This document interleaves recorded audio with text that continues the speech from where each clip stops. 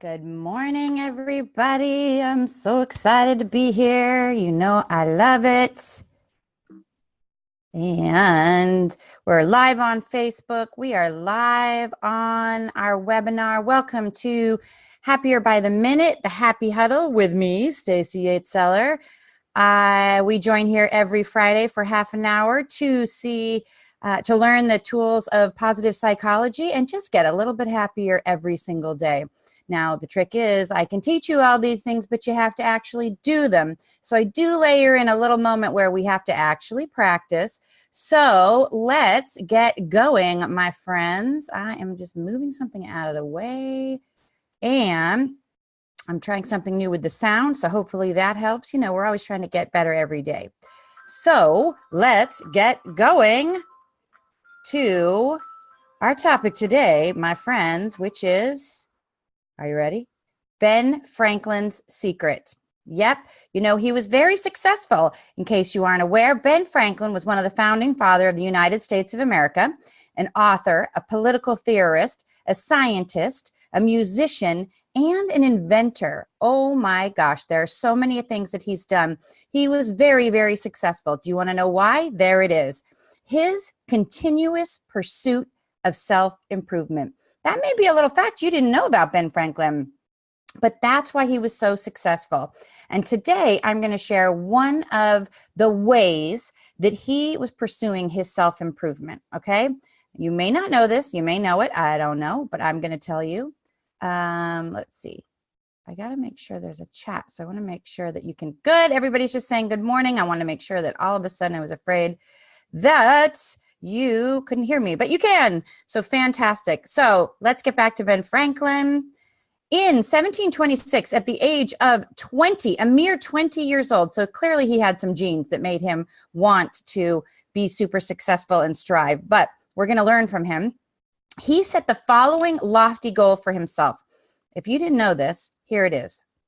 I conceived the bold and arduous project of arriving at moral perfection. No pressure. I wish to live without committing any fault at any time. I would conquer that either natural inclination, custom, or company might lead me to. I will conquer all that either inclination, custom, or company, the people around you, might lead me into. That is a lofty goal. Just so we're clear, this huddle is not about reaching perfection, moral perfection. It's not. However, his tool is so important and so helpful that in the end, it is going to lead us to my absolute two favorite words. Okay, after gratitude, but my two favorite words that you can't even get to gratitude without these two words. So in the end, you're going to see what this whole project of leading to moral perfection, why it's so important. So let's go on and see what he did. So he did something called the 13 virtues. He created that little piece of paper, and he actually carried around a little black book. And in there, he made these lines, and he had 13 virtues. And then he separated them by Sunday, Monday, Tuesday, Wednesday, Thursday, Friday, Saturday. And what he would do is he would focus on one of them, and he would try to go a whole week without having any fault in that area. And if he slipped, he would mark a little mark. And he would keep track of the other ones as well, but his real goal, he couldn't do all 13 virtues at one time, so at least he had some sense about him. But he did say, well, I'm going to be mindful of the other 12, but this week I'm really going to focus to try and have nothing on that line. So let's look at his 13 virtues. The first one is temperance. Now, some of these words we don't use so much these days, but they are explained. Eat not to dullness, drink not to elevation. He believed that if he did either of those, then he wasn't really at the capacity to be learning and to make good moral judgments. And so, not a bad thing. Don't eat too much. Don't eat to excessiveness. Certainly, we all know that that's good. We want to eat healthy and eat clean, and drink not to an elevation where you lose your ability to make good choices. The second one is silence. Speak not, but what may benefit others or yourself, avoiding trifling conversation. So the thing that Franklin really wanted most was to gain knowledge. And he noted one acquires by using the ears instead of the tongue. Now, we all know how quickly we are to jump into a conversation, and because we want to be right and we want to tell our part.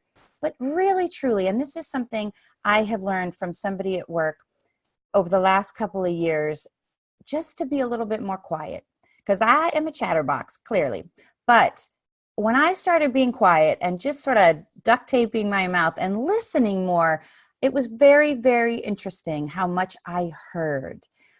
And so not only is it about listening to other people, but it's also it's also about not speaking ill of yourself or other people. Speak not but what may benefit others or yourself, and don't get into trifling conversation.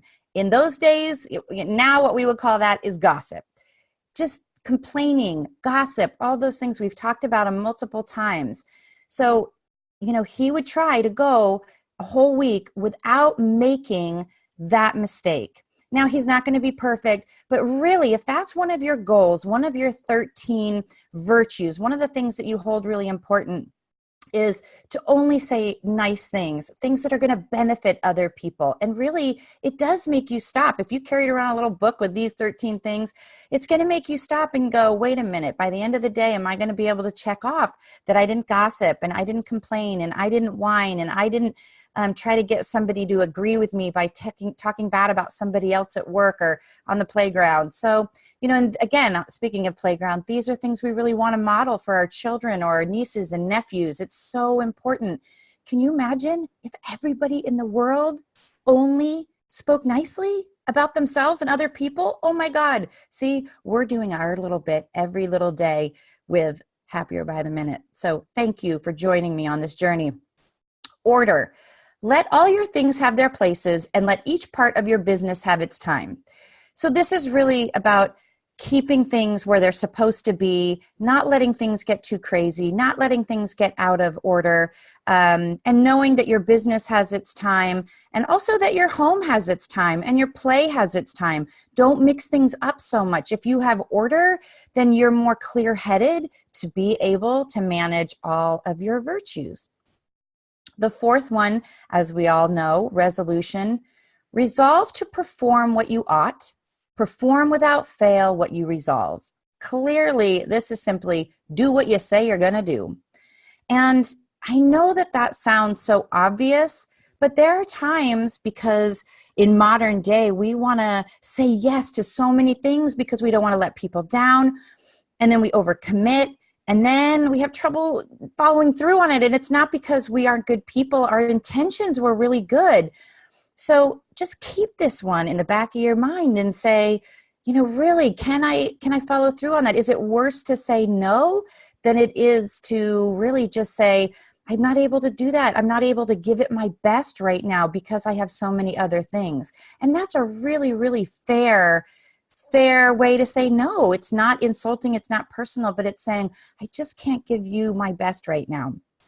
So do what you say you're going to do. If you commit to a job, or you commit to a friend, or you commit to a relationship, or you commit to something, commit fully to it and do what you're going to say you're going to do. I love this one because I'm so bad at it, but I'm working on it. Frugality. Make no expense but to do good to others or yourself. So don't waste anything. So when you're spending your money, I know, and especially I live in Silicon Valley, and it can get a little bit crazy here. And there's a lot of wealth here, and it's a little overwhelming to see what people have and to want to buy more for your kids or to have the latest of something. But when you get really down to it, we all know, everybody who I know is on this huddle knows that money is not the path to happiness. And he really attributes his wealth, not just his wealth at the end of his life, but his success to frugality, because he was able to do more things. He wasn't worrying about money. So, I don't know if you have to go to frugality in this time in this date and time, but being more mindful of how you spend your money, that might be how you want to think of this one. Industry. Lose no time. Be always employed in something useful. Cut off all unnecessary actions. So, and I said at the bottom, Franklin explains that he owes the acquisition of his fortune to frugality in industry. He was always doing something and he was always making money, and he wasn't just spending it on fruitless things. Now, I love, love, love to have this opportunity to remind you of cutting off all unnecessary actions. I am a big believer in whatever time you're spending on going through your Instagram feed for an hour, going through Facebook for an hour, or watching Real Housewives, or reading magazines that are just gossip magazines. I mean, I understand that there's a little bit of downtime, but how much downtime are you really doing? And is it useful? I mean, I know people are going to say, oh, you can't be useful all the time. You can't be always going. And I'm kind of built that way, that I always want to be going. If I'm in the car, I'm listening to a TED Talk. If I'm at home and I'm brushing my teeth, you all know I'm, listening to a talk at Google, or I'm listening to a podcast, because I know that every little minute is so valuable. And so it isn't about being busy all the time. I think that's super important to differentiate that I'm not suggesting be busy all the time. I'm just saying be doing something useful. And by the way, sitting quietly reading a book with your child, or sitting quietly and talking to an older friend, or taking flowers to somebody who's sick, those aren't busy things, they're useful things. So just be mindful about all the things that you're doing, and are they just busy and unnecessary? So just be mindful. Am I doing unnecessary things? And is there something better that I can do? And I have to just squeeze in here. I went and saw a talk the other day by Susan Brown, I think her name is, and she wrote Emotional Agility. Oh my gosh, I'm going to do a post about it, and I'm probably going to do a video about it, because it's such a good book. And what she was saying, and I just want to squeeze it in here, is that we use so many words right now. We're stressed, we're tired, and we're busy. And she's saying one of the most important things that we can do is to label our emotions honestly. Because if you're just tired, take a nap. But really what you're probably tired from is doing a lot of stuff you don't want to do. Maybe you're in a job you don't like. Maybe you're in a relationship that's super exhausting because it's emotionally draining. If you can label it more honestly and more clearly and more finite, then you can do something about it. But just tired, take a nap. If you're just stressed, get a massage. But that's not really what it is.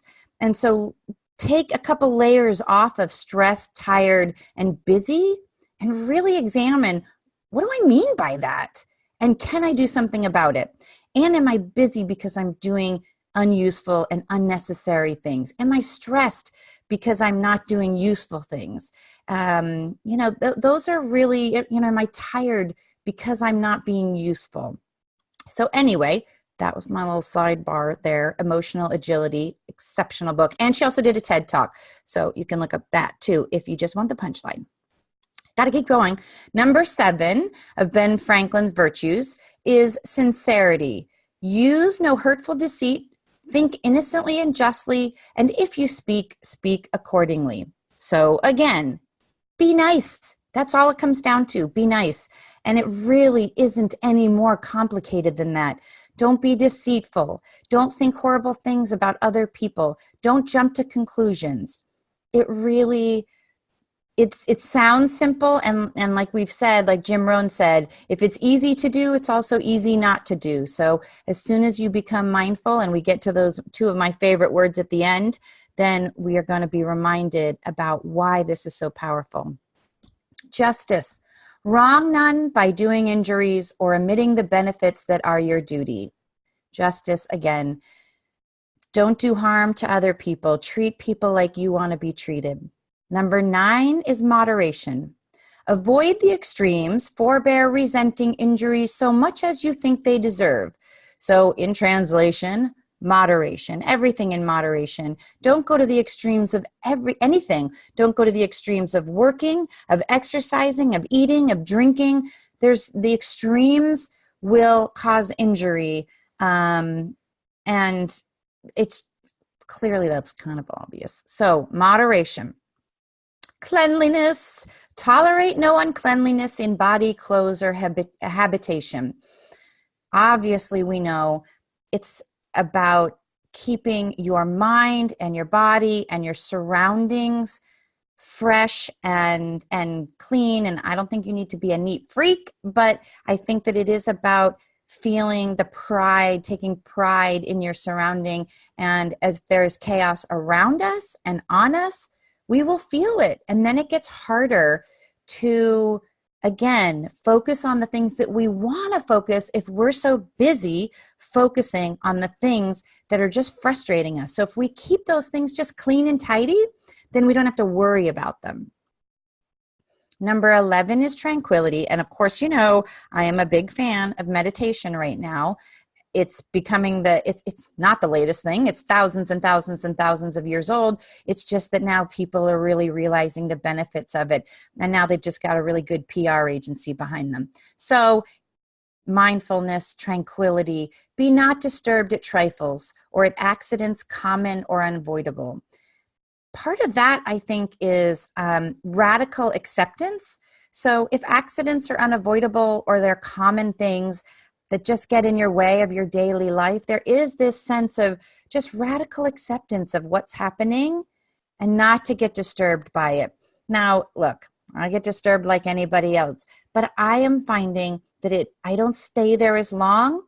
I can find my tools to get out of it. I can quickly go to gratitude. I can quickly call the friend that's going to talk me off the ledge and say, this isn't who you want to be. And that's a new question that I'm really asking myself when I get upset. Is this how you want to show up?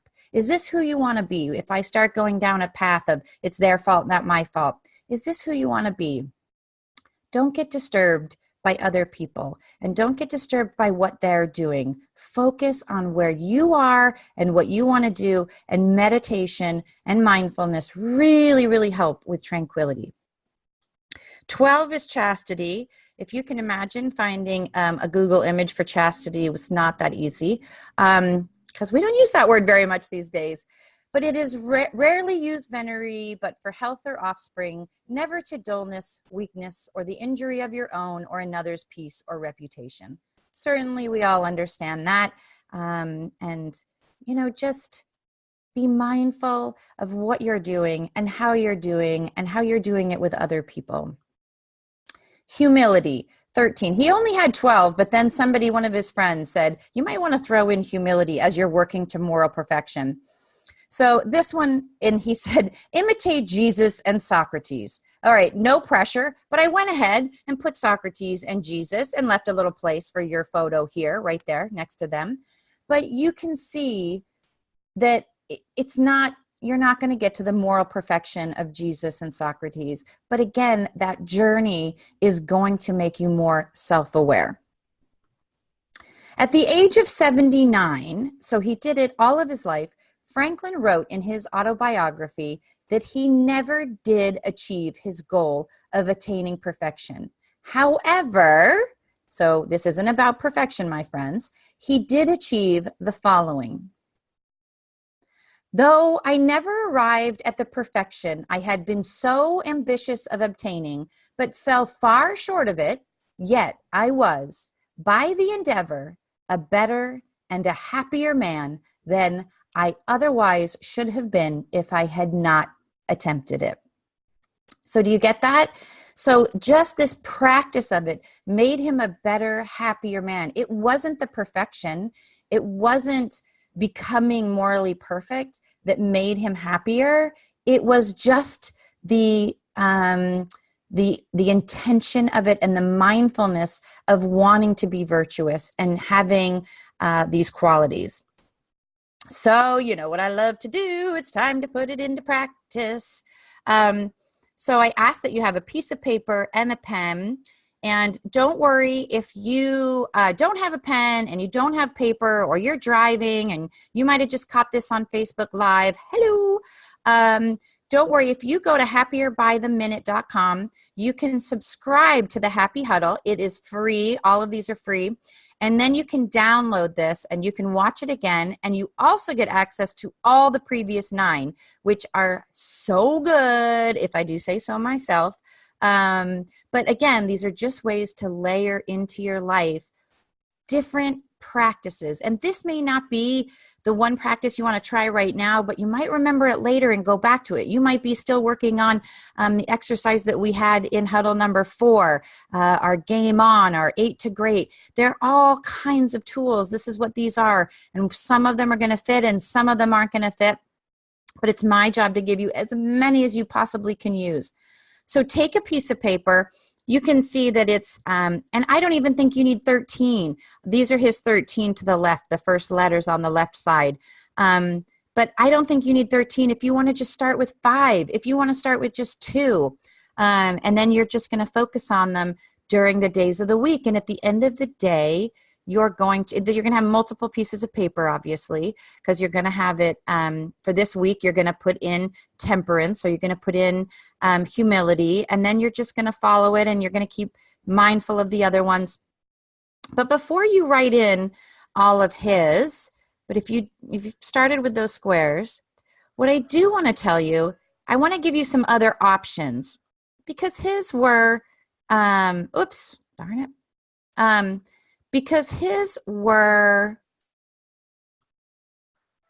from quite a while ago, and temperance may not resonate with you. You may not need to work on sincerity. You may not work on frugality. You might not need to work on cleanliness. So I wanted to give you other virtues that you could put in that might resonate with you. So as you're working on this and making out your sheet with the lines, I want to give you some other ones that you might want to think about. Acceptance. Are you having a hard time accepting other people? The other thing about acceptance is, are you having a hard time accepting some things that happened in the past, or getting over things? Because there's nothing we can do about the past. Oh my gosh, if I spend 5 minutes on each of these words, you're never going to get out of here. So accountability, ambition. Do you need a little bit more drive in your life? Do you need a little bit more up and go? Assertiveness. Do you need to speak up for yourself more? And that doesn't mean picking fights or confronting people. It just means, do you need to stick up for yourself more? Do you need more compassion for yourself? Big one. Or compassion for other people? Do you need to work on your confidence? Can you do every day something that works on your confidence, to where at the end of the night you can say, I did something every day for my confidence, and I didn't err on the side of talking negatively about myself and hindering my confidence. Courage, creativity, curiosity, determination, discipline. That's on my list. Empathy, enthusiasm, excellence, faith, flexibility, focus, forgiveness. That's one that a lot of people struggle with. Can you get to the end of the day without blame, without hate, without anger for something that happened? It doesn't mean that you accept it, or that it's, or that you say it's okay, but can you forgive it? Fortitude and friendliness, generosity, gratitude. Can you get through the end of the day knowing that you had gratitude? Honesty, hope, humility, humor. Maybe you need some more humor in your life. Idealism, integrity, kindness, joyfulness. Joy. How much joy do you guys have in your life? And I know my friend Joy is on the call. She's got a lot of joy in her life, not just because she is joy, but she looks for joy and she spreads joy. And so I love the word joy. I might change my name to the word joy. Well, that's all right. Anyway, find ways to get joy into your days, because remember, a great life is the accumulation of a bunch of great days. And the way to have a great day is to have joy in it. So figure out what that is. Have a little bit of joy every day. Kindness, knowledge. You know, I love knowledge. Oh my gosh, when we know better, we do better. We can't solve the problem with the same mind that created a problem. Knowledge is what gets you out, moves you further. Learn a new way, take a course. Just joining these, you're learning something new, and it's just half an hour a week. Awesome. Love, patience, perseverance, responsibility, strength, understanding, vitality, wisdom. Can you add a little bit more of those things into your life? I'm checking my time because really I could go on about each of these. So pick 5, pick 2, pick 1, pick 10, pick 13, pick 20.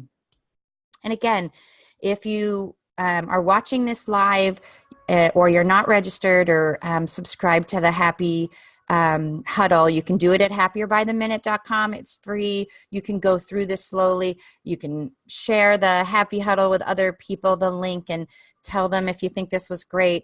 But again, keep a piece of paper in your wallet. Keep a little black book. Find something that resonates with you and keep this with you every day. And at the end of the day, say, can I say that I got through the day and showed discipline, and I didn't fall short of generosity. I didn't fall short on my gratitude. I at least thought of something to be grateful for at least once today. You will be amazed at how many people go through their life so unconsciously and really don't even think about gratitude. And I think everybody on this call at least has a sense of gratitude. If you don't, you will after this course, because just having gratitude just takes you up an inch further. And all this is about raising your happiness baseline just a little bit at a time, just a little bit at a time. So, okay, that probably gave you enough time. Here's my little tips. Keep the list by your bed or by your toothbrush so at the end of the day you can tick it off. Mark a box at the end of the day if you haven't met the exception. Or that's what Franklin did. If you want to go the opposite way and you want to tick it because you did a great job and you know that you thought of gratitude, totally okay. I'm okay. You know, even though Franklin was super smart, it's okay to add and improve on what he did. Stay on the virtue until you feel good about your progress and move on to the next. Remember, it is progress, not perfection, okay? These are my 2 favorite words, self-awareness. All of this just leads down to self-awareness, and that's how we can get better. We get better with self-awareness, okay? So all of this is what you need to just stay on top of it. Become more mindful about what you're doing, how you're behaving, what you're thinking, what you're saying, what you're doing. All of those things are going to improve your happiness. And so please, please, please remember this one. Listen, don't miss a minute of happiness. I'm giving you, I think, 1 extra minute on this, or 2 extra minutes so you can work on this today. But don't miss a minute of happiness. Again, this is where you can find it, the Happy Huddle. This is where we practice the tools of positive psychology, because it's one thing to know about them, because when we know better, we do better. But honestly, you got to practice it every day. And just a little bit, even if it's just a little bit of gratitude, even if it's a little bit of kindness, if you're doing it with intention and mindfully, I promise you, your life gets better and better and better. And I say this from a person who suffered incredible depression and anxiety. And I am incredibly happy and I have a super abundant life. So please, please, please keep joining me. I'm super grateful that you allow me to help you and play with you on this journey, because it is so fun for me. And at any time you can email me, Stacey at Happier by the Minute. You guys go have a super awesome day. I am so grateful for being here with you.